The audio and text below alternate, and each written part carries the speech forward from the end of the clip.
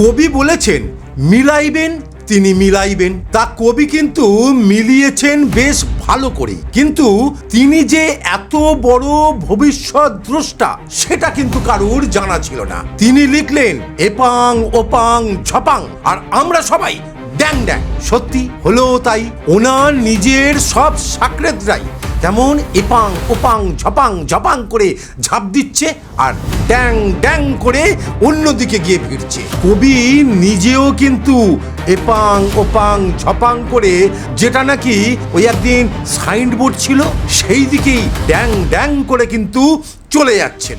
আর দেখুন ওই যে খেলা হবে খেলা হবে সেই ডায়লগ মারতে মারতে তাদের নিজেদের খেলাটাই এখন খেলা ভাঙার খেলা শুরু হয়ে গেছে।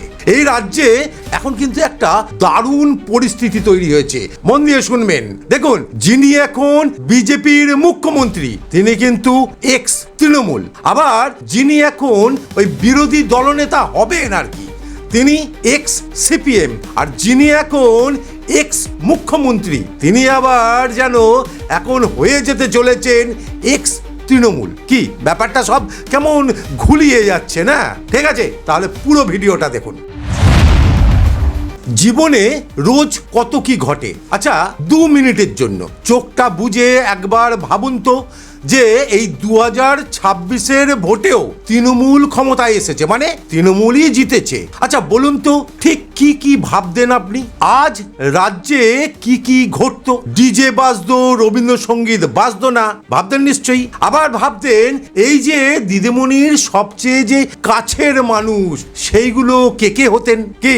তাই তো, এইগুলো যদি ভেবে থাকেন একদম কিন্তু আপনি ঠিক ভেবেছেন। রবীন্দ্রসঙ্গীত নয়, ডিজে বাজবে। কি হুঙ্কার, কত যে জান প্রাণ মান এইসব নিয়ে কি যে কি ঘটতো ভাবলেও কিন্তু ভয় লাগে। আর দেখুন জাহাজ ডুবছে, এটা বুঝতে পারার পরই কেমন সবাই ওই জাহাজ ছেড়ে ছেড়ে পালাচ্ছে। কিছুজন ওই জাহাজের যে লাইফ বোট সেইটা নিয়ে সমুদ্রে ঝাঁপ দিয়ে ফেলেছে। মনে ক্ষীণ আশা, হয়তো একটা গন্তব্য তিনি পাবেন বা ওই গন্তব্যে তিনি পৌঁছতে পারবেন। ক্যাপ্টেন তো আর ওই সহজে জাহাজ ছেড়ে চলে যেতে পারে না, তাই তিনি দাঁড়িয়ে আছেন এখন ডেকের ওপরে। তার আশেপাশে মাত্র কয়েকজন বিশ্বস্ত কর্মচারী। তিনি তাকিয়ে আছেন একটা ওই দূরে দেখতে পাওয়া সাইনবোর্ড লাগানো অন্য একটা জাহাজের দিকে। আর ওই সাইনবোর্ডে কি লেখা আছে জানেন? জাতীয় কংগ্রেস। ক্যাপ্টেন জানেন আর সময় বেশি নেই, অল্প ক্ষণের মধ্যেই বা অল্প দিনের মধ্যেই এই পুরো জাহাজটা হয়তো ডুবে যাবে।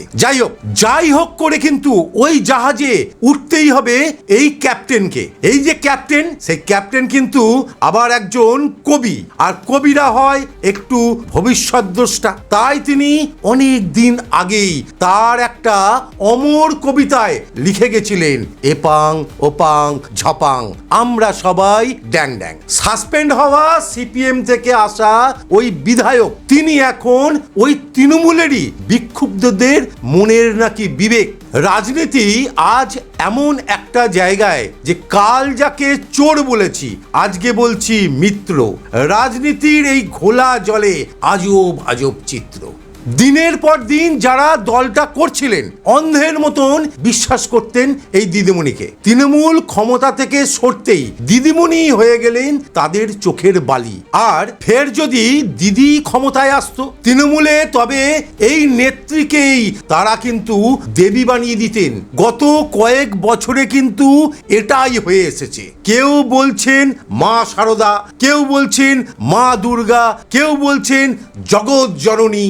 সারদা মা মারা যাওয়ার কিছুদিন আগে বিবেকানন্দের কিছু যারা সতীর্থ বন্ধুদের কাছে, মহারাজদের কাছে বলেছিলেন যে আমার মৃত্যুর পরে আমি কালীঘাট মন্দির দিয়ে তো যাই, কালীঘাট মন্দিরে ওই হরিশ চ্যাটার্জিতে ওই হাল পেরিয়ে যায়, দিদি এখানে থাকেন, সেই রাস্তাটা ধরে যায়, এবং বলেছিলেন আমার মৃত্যুর এতদিন পরে আমি কালীঘাটের কালীক্ষেত্রে জন্ম নেব, মনুষ্য জন্ম নেব, এবং আমি ত্যাগ তিতিক্ষা সামাজিক কর্মকাণ্ডের সঙ্গে রাজনৈতিক কর্মকাণ্ড জড়িয়ে যাব। পরিসংখ্যানগত সমৃদ্ধির হিসেব নিয়ে দেখা যাচ্ছে সংখ্যা তত্ত্বে যে সারদা মায়ের মৃত্যুর পরে মমতা বন্দ্যোপাধ্যায়ের জন্মের সময়টা হচ্ছে সেই অঙ্কটা মিলিয়ে দিচ্ছে। তিনি মা শারদা, তিনি ফ্লোরেন্স নাইটিঙ্গেল, তিনি সিস্টার নিবেদিতা, তিনি ঘরের দুর্গা। অষ্টমী নবমীর সন্ধিক্ষণে যার জন্ম হয় তিনি কিন্তু নবরূপে উন্মোচিত হন যুগে যুগে, দেশে দেশে, কালে কালে। আরো অনেক অনেক এরকম তেল মারা কিন্তু ডাক অনেক শোনা গেছে। এই দিদিমণি দুঃসময়ের যে সঙ্গীদের দূরে সরিয়ে রেখে কিছু ওই সুবিধাভোগী আর ওই বিনোদন জগতের কয়েকজন সুবিধাবাদীকে দিনের পর দিন তার মাথায় তুলে রেখেছেন। চাল চোর, কয়লা চোর, বালি চোর, রেশন চোর, চাকরি চোর, সব চোরেদের যে চূড়মণিগুলো ছিল তাদেরকেই দলে নিয়ে এসে তাদের বেশ ঘাস ফুলে সযত্নে লালন করেছেন তিনি। অপ্রিয় হলেও এটাই কিন্তু সত্যি। জেলায় জেলায় যারা দলটাকে রক্ষা করতেন তাদের নামে দিনের পর দিন ধরে ওই যে ক্যামাক স্ট্রিটে কান ভাঙিয়েছেন এই তৃণমূলে ভিড়ে যাওয়া এই চোর নেতাগুলোই। আর এই চোর নেতাগুলোই তাদের কাছে কিন্তু একটা বেশ পজিশন হোল্ড করেছেন। দিদির যে ভাইপো তার সব থেকে প্রিয় হয়ে উঠেছেন এই চোর নেতাগুলোই। দিদিও তাদের কথাই শুনতেন, তাদেরই কাছে রাখতেন, তাদেরকেই বিশ্বাস করতেন। দেখুন, ওই নবজোয়ার নামটা তো শুনেছিলেন। এই নবজোয়ারের নাম করে যেদিন থেকে গ্রামে গ্রামে ওই যে বিলাসবহুল তাঁবুগুলো এসেছিল দেখেছেন তো, সেই তাঁবুগুলো ফেলেছিলেন যুবরাজ। সেই দিনই কিন্তু শুরু হয়ে গেছিল তৃণমূলের শেষের শুরুটা। তিনি নাকি এবি, বিশাল ব্যাপার। তিনি যেন মৃগয়ায় বেরিয়েছেন, পাড়ায় পাড়ায় এবির লোক, গেঞ্জিতে লেখা এবি। কি দাপট! মানুষ তাকিয়ে দেখছে আর ভাবছে এ যেন রাজদর্শন। সিপিএম এর সময় এই যে কিছু নিচু স্তরের তৃণমূলের নেতাগুলো যারা সিপিএম এর হাতেই মার খেয়েছিল, তাদের শরীরে এখনো হয়তো সেই দাগটা রয়েছে। তারাও অনেকেই কিন্তু ওই যে নবজোয়ারের তাঁবু তার ধারে কাছেই ঘেঁষতেই পারেননি। ওই এবি যুবরাজের এমন একটা দাপট, সেই দাপটের জন্য এরা কিন্তু পাত্তা পায়নি। তাদের ভাবনায় কি এসেছিল জানেন তো, যেন এই রাজার রাজ্যে আমরা হলাম সবাই গোলাম। তৃণমূলের শেষের শুরুটা সেই দিনই একদম ফাইনাল হয়ে গেছিল।